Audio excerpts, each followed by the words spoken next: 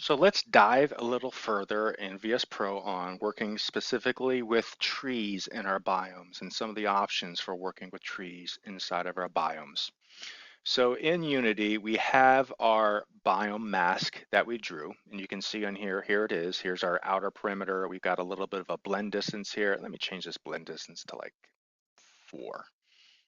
Yeah, and in there also we have it's showing that it's biome 1 is assigned to this biome mask. Okay, so let's go into Vegetation Studio Pro, and we have our my first biome selected here. It's our only biome that we have at this point. Let's add an additional tree here, and let's make it one that we might not want to use in the long run. So let's go down here to our trees. Where are our trees? Here, and a palm tree. And the reason I'm going to do a palm tree is because Pennsylvania doesn't have any palm trees. So let's see if we can show you how to replace this. So take my palm tree, my prefab, and let me drag it into the tree drop slot here. And then you can see as soon as I do that, yay, I got some palm trees up here, right?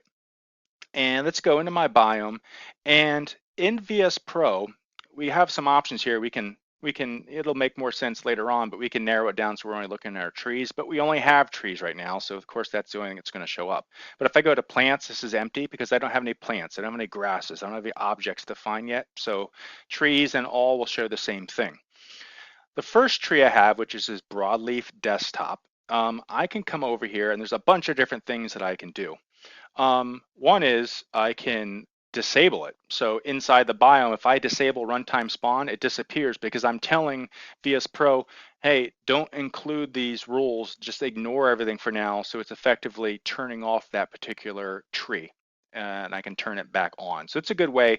Actually, I'm going to leave those off because let's work on our palm trees. So it gives you an idea. If I want to work specifically on one type item, I can turn everything off inside the biome and work on that one item. So let's work on my palm trees. So again, same thing, I can turn off my palm trees. I can do things like disable shadows, which is helps with performance. But if I'm going to see these close up, I want those shadows enabled, okay? I got things like seed, which just kind of re-randomizes how these are drawn. So if I change the seed, it kind of starts the rules planting, at a different point. So it just changes it slightly.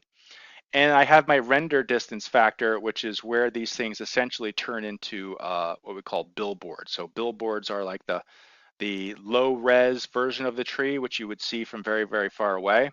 And then if I keep that up, so my render distance, these will stay rendered up to 400 meters away as a high level of detail. Now, if I change my sample distance down to 5 and my density all the way up at 1, essentially I'm telling VSPro to plant everything every 5 meters at the highest density. So that's what it's doing. It's sampling the area every 5 meters to determine whether I should plant a tree there or not, based on the rules that I have defined. I'm not sure if I can change that to anything under than 5 for trees. No, for trees, the lowest I can put that is 5. If for some reason you need to plant more trees than it's allowing you from a density perspective, you can always double up on this particular tree type. For instance, if I wanted more palm trees than this, I could go over here, I could grab more palm trees, bring it in here again into the trees, and now I have 2 sets of palm trees, and you can see that my density just went up. So in this other one, I can adjust its density. Whoops, wrong button. I can adjust its density, and now I have a lot of palm trees up here. So I'll just leave those in there for now. And you can see I can disable these trees. I can disable those trees to get an idea of which ones are which. So that's a good, if you need a lot more density, that's one way they can do it. Let's turn off, actually, let's just get rid of that particular tree. So I only have 1 set of palm trees, so we don't get too confused here. And I can show you some of these other things here.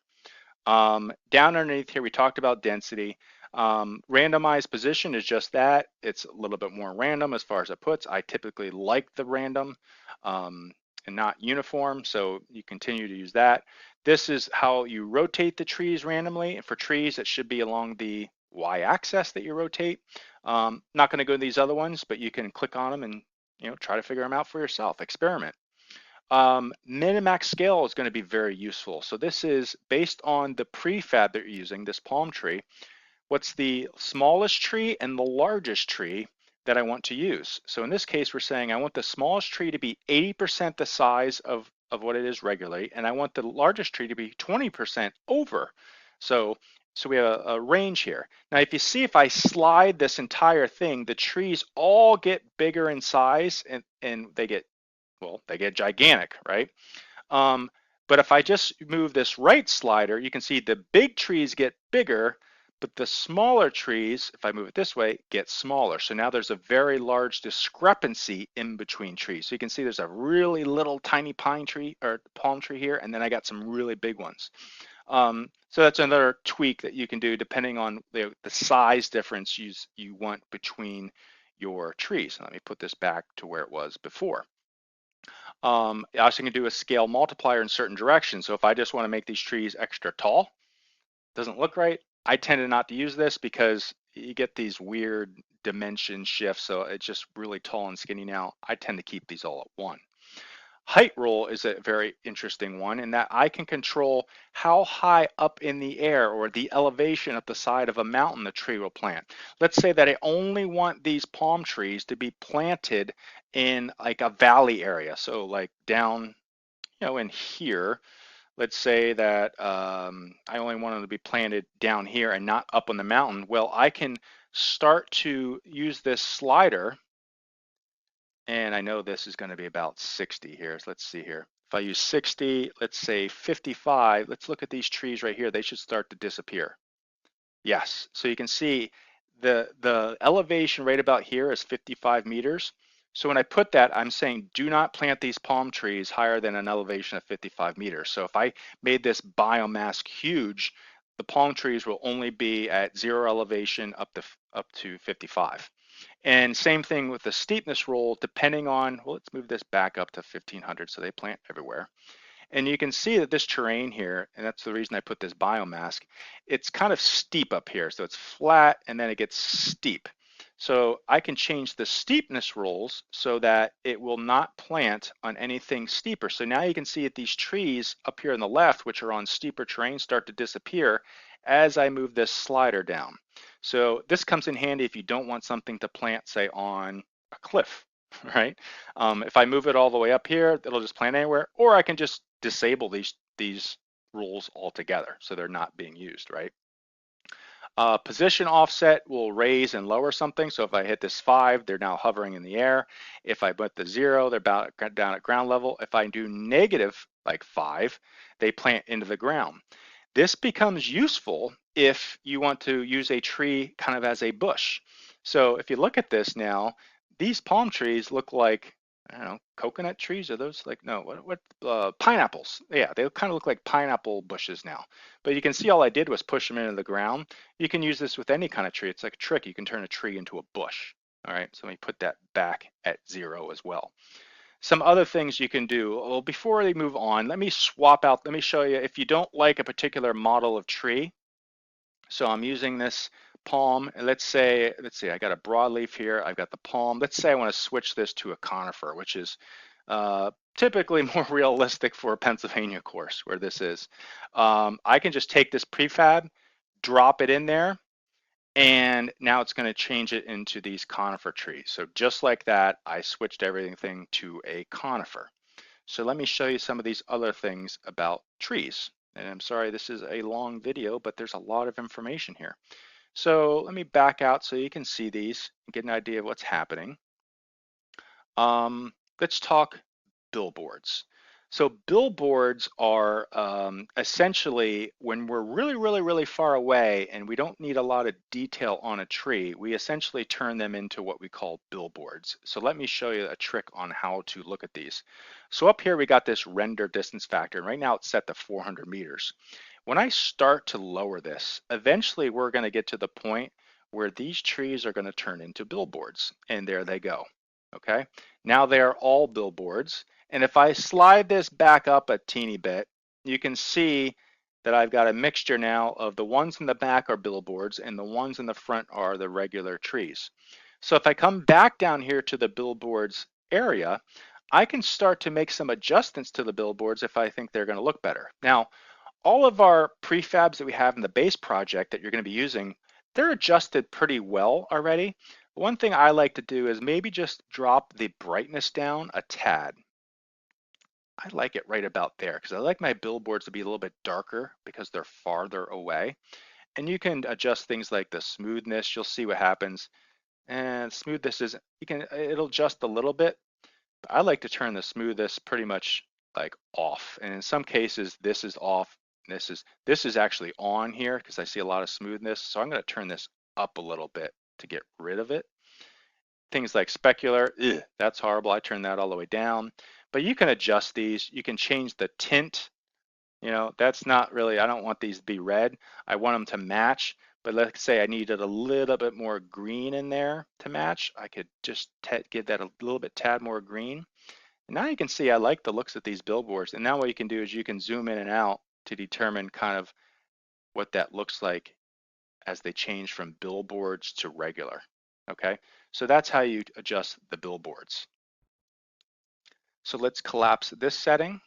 Let's go down a little bit. We can adjust the LOD, the level of detail. We talked about that in the prefab theory, but we can do a slider here and adjust these prefabs as well. Oh, what I forgot to do is come back here. Remember, after you adjust your billboards, you want to make sure you come back here and you change your render distance back up to 1, okay?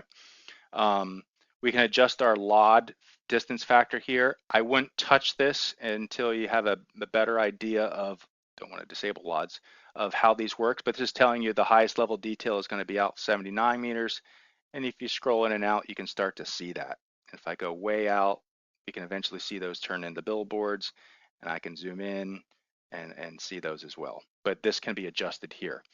Colliders is going to be very important. So colliders, we want to enable colliders, but you got to be careful when and you do this because it slows down Unity quite a bit. And let me just show you how this works. So colliders, I'm going to do from prefab because remember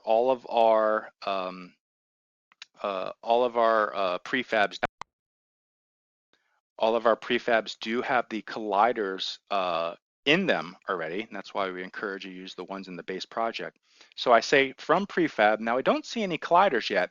The reason being is we want to, this distance factor, we want to make sure that this is out so that these colliders, now you can see they start to appear.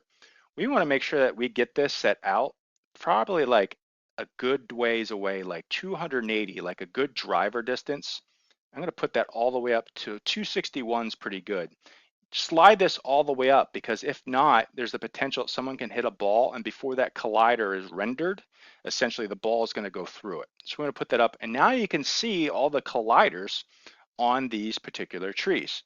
Let me go back up here and I'll just show you. I'm going to turn on this broadleaf again now. And you can see that broadleaf does not have the colliders enabled. So let me go back down here to the colliders section. And I'm going to turn on from prefab for those as well, slide this up, and now you can see I see the colliders for those broadleafs as well. You want to be careful. I wait until the very end of my project to turn these on because they do take a little bit of cycles away from your CPU. So as you're trying to render some things, once you get a lot of trees in your scene, things can start to stutter a little bit. Your CPU works hard. So you can either just leave these off, or another thing you can do is under this gizmo thing here at the top, you can come down here and you can say, I want to disable my sphere colliders and my capsule colliders. Where are they? Capsule colliders right here. And now you'll see when I come back here that you don't see them anymore. I don't like to do that because then I tend to forget to turn them on, or when I go to turn them on, they don't show up, then I get confused. So it's up to you. You can either disable them here in the gizmos or just disable them inside of VSPro until, right before you build at the very end when you're ready to send this out to like Greenskeeper and things later on. So I just like to disable them there and then keep these gizmos on up here so that when I do turn them on, I can verify that they are working, okay? I talked about replacing trees, hiding colliders, enabling colliders, your billboard colors, your rendering distance, and a lot of these rule adjustments. So, whew, it's a long video. Sorry about that. Play with this stuff, right? Change the rules, play with the rules, and don't be afraid to experiment.